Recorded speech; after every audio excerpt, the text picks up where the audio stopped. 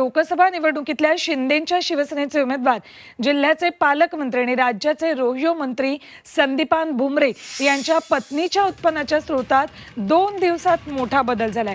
सोमवारी त्यांनी दाखल केलेल्या प्रतिज्ञापत्रात पत्नीचा व्यवसाय शेती आणि घरकाम दाखवला होता, तर बुधवारी दाखल केलेल्या दुसऱ्या अर्जासोबत प्रतिज्ञापत्रामध्ये त्यांच्या पत्नीचा व्यवसाय शेती आणि मद्य विक्री परवाने असा दाखवण्यात आलाय।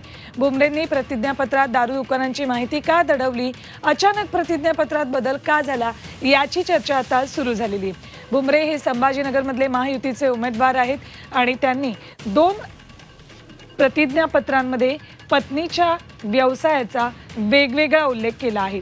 22 आणि 24 एप्रिलला दाखल केलेल्या अर्जांमधले ही प्रतिज्ञापत्र